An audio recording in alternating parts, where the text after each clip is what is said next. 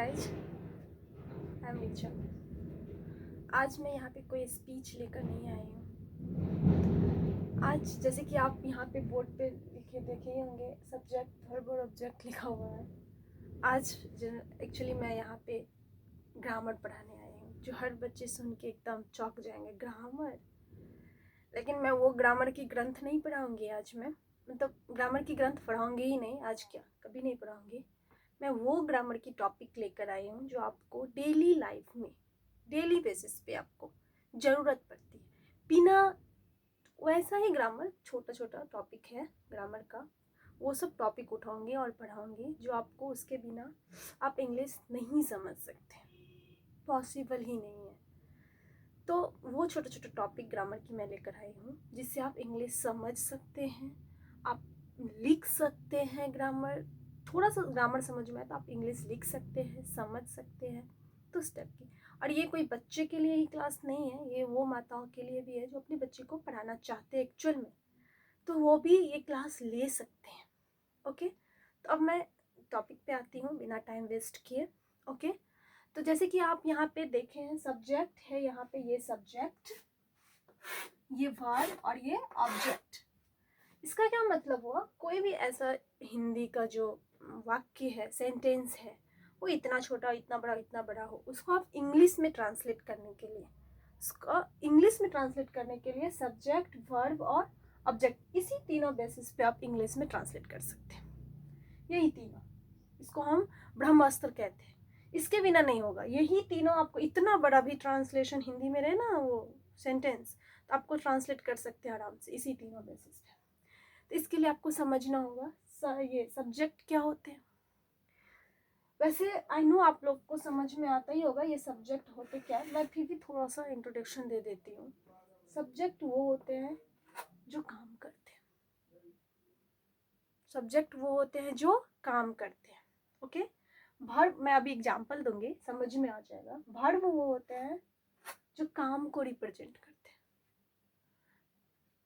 जो काम को डिनोटेड करते हैं, काम डिनोटेड होते हैं। जैसे एक्शन, काम मीन्स एक्शन, कोई भी एक्शन हो, एक्शन को हम वर्ब कहेंगे। सब्जेक्ट जो काम करते हैं, जो भी थिंग, एनिमल, पर्सन, जो भी होगा यहाँ पे। ऑब्जेक्ट जिस पे काम होता है, ऑब्जेक्ट वो होते हैं जिस पे काम होता है। जैसे मैं यहाँ पे लिखती हूँ,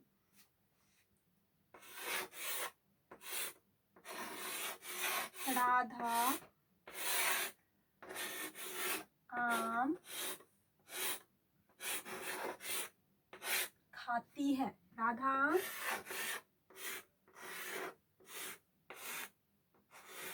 आम खाती है।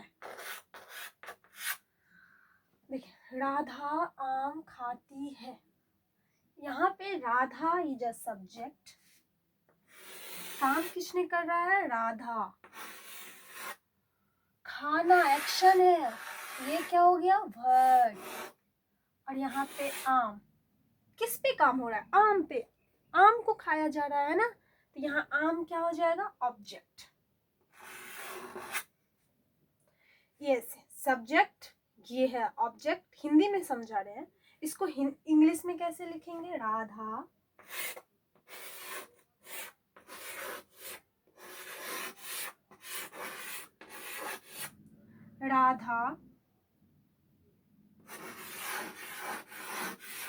It's a mango.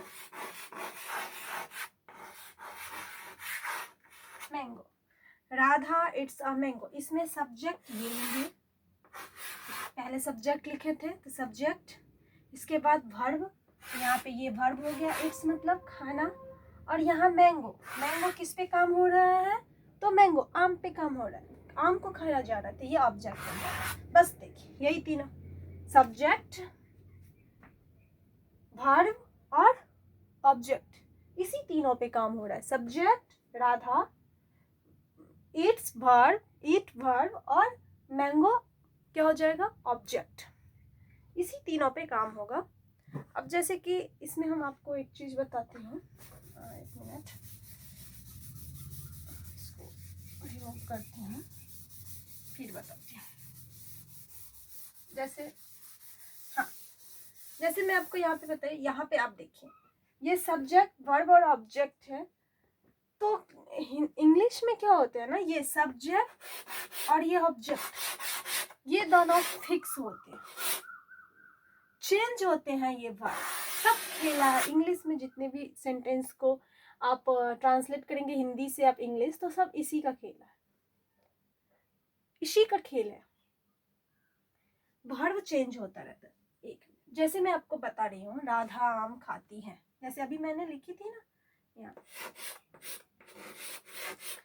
राधा आम, सॉरी आम तो मैंने लिख दिया, राधा आम खाती है। राधा आम क्या करती है, खाती है। ओके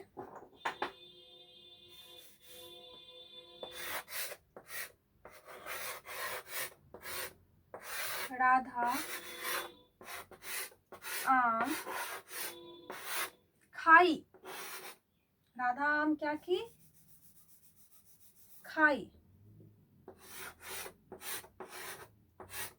खाई कर दी, राधा आम खाई। तो यहाँ राधा और आम फिक्स है, राधा और आम फिक्स है, यहाँ खाती है, यहाँ खाई, वर्ब का ही चेंज। तो इस वर्ब में वर्ब का जो फॉर्म है वो 5 है, V1 V5, उसके बाद V2 V3 और V4 और V5, मतलब V1 V5 एक में ही हम लेते हैं। तो 4 फॉर्म मतलब मैक्सिमम मिनिमम जो भी समझे आप वो है। तो आज हम यहाँ स्टार्ट करेंगे आप V4 से, V4 से स्टार्ट करेंगे। अब V4 मतलब वर्ब में जो ING लगते हैं, वर्ब में जो ING लगते हैं उसको हम क्या कहते हैं, V4, मतलब वर्ब के चौथे फॉर्म। तो ये अब हम कैसे समझेंगे V में V4 है या नहीं। तो वैसा सेंटेंस, वैसा वाक्य हिंदी में, वैसा वाक्य पढ़ने से ये समझ में आए जो काम जारी है या काम जारी था। नहीं समझे ना, काम, वैसा वाक्य या वैसा सेंटेंस जिसको पढ़ने से ये समझ में आए कि काम जारी है या काम जारी था, तो वहाँ पे V4 लगेगा, ऑलवेज V4 लगेगा। ओके जैसे मैं आपको यहाँ पे समझा देती हूँ, रुक जाइए एक मिनट।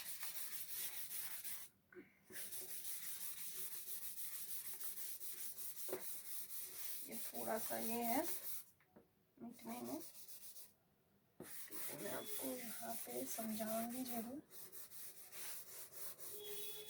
अब यहाँ पे V4, हम यहाँ पे कोई ग्रंथ नहीं लिखाएंगे आपको, जैसे कि हम पहले ही बता चुके हैं, यहाँ पे बेसिक चीज पढ़ाएंगे। V4 क्या होता है वो समझा देते हैं। ये तो आपको समझ में आ गया, वो सेंटेंस पढ़ने से ये समझ में आए, आप लिख लीजिए। वैसा वाक्य मतलब वाक्य, वैसा सेंटेंस जिसको पढ़ने से ये समझ में आए जो काम जारी है या काम जारी था, तो वो क्या हो जाएगा, V4 हो जाएगा। जैसे मैं यहाँ पे एग्जाम्पल देती हूँ V4, जैसे आप ऐसे लिखो V4। ओके जैसे यहाँ पे लिख रही हूँ, राधा आम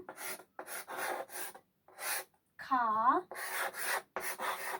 रही है, राधा आम खा रही है। यहाँ पे क्या हो गया, खा रही है, मतलब अभी अभी खा रही है, काम समाप्त नहीं हुआ है। तो राधा आम खा रही है, ये काम समाप्त नहीं हुआ, वो अभी भी चालू है। तो यहाँ पे ये V4 है। आपको मैं समझा रही हूँ, इसको ट्रांसलेट कैसे करेंगे ये बाद में बताते हैं, पहले आपको हिंदी में समझा रहे हैं। मतलब V4 होता क्या है, इस यहाँ पे क्या लगेगा, V4, क्योंकि सब्जेक्ट और ऑब्जेक्ट तो आपको पता ही है, ये फिक्स रहता है, ये चेंज नहीं होता है। मेन है यहाँ इसका खाना का। ओके अब जैसे इसका पास्ट बोले, जो मतलब काम जारी है या काम जारी था, तो यहाँ पे भी क्या हो जाएगा, राधा आम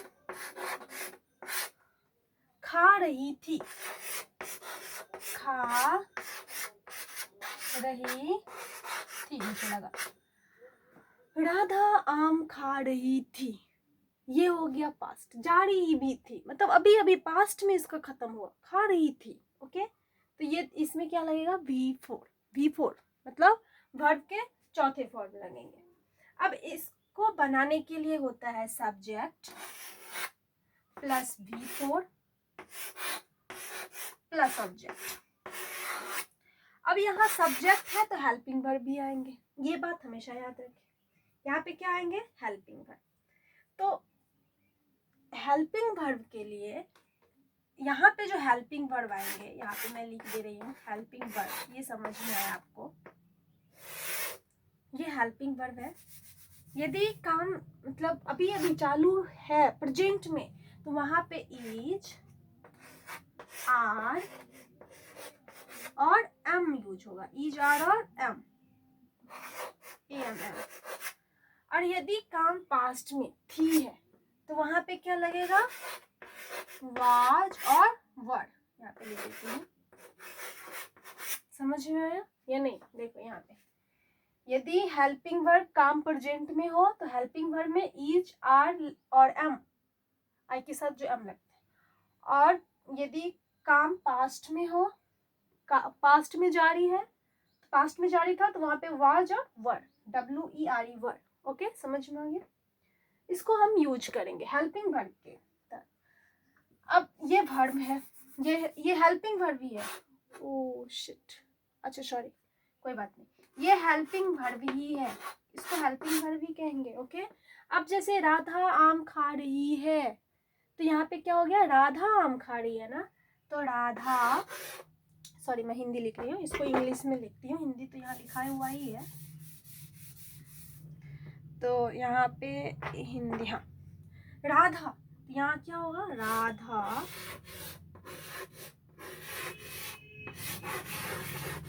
हेल्पिंग वर्ब V4 लगेगा। खाना को क्या कहते हैं? ईट। लेकिन यहाँ पे क्या होगा? हेल्पिंग वर्ब होगा। यहाँ पे इज आर एम में क्या लगेगा आप बताइए? इज आर एम, तो राधा है तो राधा के साथ क्या लगेगा? इज, तो राधा इज इट। इट में क्या होगा? ING, eating a mango. Radha is eating a mango, Radha आम खा रही है। अब यहाँ पे राधा आम खा रही थी, तो क्या आ जाएगा? Radha was eating, Radha was eating a mango, Radha was eating a mango. तो ये समझ में आया जब वर्ब के फर्स्ट फॉर्म।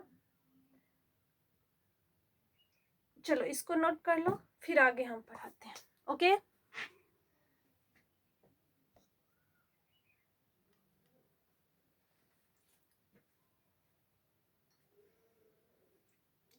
ओके बच्चा, ये समझ में आया?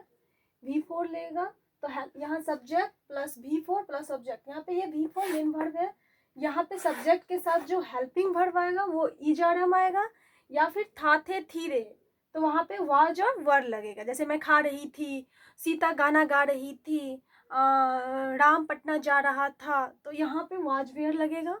मतलब जैसे राम पटना जा रहा था, तो यहाँ पे क्या लगेगा? राम, और राम के साथ राम क्या है? हाँ, ये भी देखना है जो कहाँ वाज लगेगा और कहाँ वर लगेगा। सिंगुलर नंबर जो होता है, सिंगुलर के साथ लगेगा वाज और प्लूरल के साथ वर। यहाँ इज कहाँ किसके साथ लगता है? सिंगुलर के साथ इज लगता है, प्लूरल के साथ यहाँ पे आर लगता है, और आपको पता ही है आई के साथ एम लगता है। ओके, तो ये समझ में आ गई। चलिए अब यहाँ पे हम समझाते हैं। हाँ, जैसे हम क्या बोल रहे थे, राम पटना जा रहा था, राम पटना जा रहा था मतलब काम पास्ट में था जारी, तो यहाँ पे क्या हो जाएगा? राम जा रहा था, तो राम, राम के साथ हेल्पिंग वर्ब क्या होगा? वाज, राम वाज गो, गो नहीं होगा क्योंकि यहाँ पे V4 है, तो यहाँ क्या हो जाएगा? Going, Ram was going to Patna. Okay, Patna object हो जाएगा, Ram was going to Patna. जैसे सीता खा रही है, तो यहाँ पे है तो यहाँ पे क्या हो जाएगा? सीता, और सीता के साथ क्या लगेगा? इज, क्योंकि वो सिंगुलर है, तो सीता इज ईटिंग। इट मतलब खाना होता है, ईटिंग क्योंकि अभी जारी है, तो Sita is eating, Sita is eating food, Sita खाना खा रही है तो सीता इज ईटिंग फूड। जैसे सीता आम खा रही है तो सीता इज ईटिंग मैंगो। समझ में आ रहा है या नहीं? ओके, यहाँ तक। अब इसका हम इंट्रोगेटिव भी बना सकते हैं, निगेटिव भी बना सकते हैं। कैसे? जैसे क्या राधा आम खा रही है? क्या राधा आम खा रही है, तो क्या हेल्पिंग वर्ब पहले आ जाएगा इसमें, तो खा रही है वाला है तो यहाँ ये वाला इसमें से हेल्पिंग वर्ब आएगा, और राधा है सिमिलर है तो is Radha eating a mango, is Radha eating a mango. क्या राधा आम खा रही थी, तो यहाँ पे क्या हो जाएगा, was Radha eating a mango. ऐसे बहुत सारे मतलब ट्रांसलेट आप कर सकते हैं। जैसे मैं कुछ भी आप सोचिए, मैं पटना नहीं जा रही थी, तो मैं नहीं जा रही थी तो आई के साथ जा रही थी, तो यहाँ पे am नहीं लगेगा, यहाँ पे वाज या वर लगेगा। तो आई के साथ क्या लगेगा, was. I was not going to Patna, मैं नहीं जा रही थी, I was not going to Patna, तो यहाँ पे क्या लगेगा, I was not going to Patna. क्या आप पटना नहीं जा रहे थे, मैं किसी से आप पूछेंगे क्या आप पटना नहीं जा रहे थे, तो इसका क्या होगा, क्या आप पटना नहीं जा रहे थे वाला, तो थे वाला में यहाँ पे ये लगेगा। यहाँ पे मैं लिख देती हूँ, एक मिनट, ये था, थे, और क्या हो जाएगा, थी, यस, था, थे और थी, और यहाँ पे है, हो और हूँ, इसके साथ वाज वर्ड लगेगा, इसके साथ। जैसे क्या आप पटना नहीं जा रही थी, यही था ना, क्या आप पटना नहीं जा रही थी, तो क्या नहीं जा रही थी, तो यहाँ पे वाज या वर, क्या आप, यू के साथ क्या लगता है, वर, तो यहाँ पे क्या हो जाएगा, वर्ड यू नॉट, सब्जेक्ट के बाद यहाँ पे नोट लग जाएगा, were you not going to Patna, यहाँ पे क्या आप पटना नहीं जा रही थी, were you not going to Patna. ऐसे बहुत सारे ट्रांसलेशन है, क्या आप गाना नहीं गा रही थी। जैसे हम आप जैसे किसी को बोलोगे वो क्या कर रहा था, हम बोलेंगे वह सो रही थी, हम ऐसे जवाब देंगे, वह सो रही थी, वो क्या कर रही थी, सो रही थी, तो वह रही थी तो सी लग जाएगा यहाँ पे, सी, यहाँ थी है तो यहाँ वाज और वर्ड में से होगा हेल्पिंग वर्ब, तो सी के साथ वाज लगता है, सी वाज, सो रही थी वो, तो she was sleeping, she was क्या होगा, स्लीपिंग, तो स्लीप में आईएनजी लगा देंगे तो वो स्लीपिंग हो जाएगा, सी वाज स्लीपिंग, वो सो रही थी, सी वाज स्लीपिंग। ओके, जैसे तुम क्या कर रहे हो, ये भी एक अच्छा क्वेश्चन। देखो एक मिनट, मैं इसे इरेज कर देती हूँ, फिर मैं बनाती हूँ। ओके,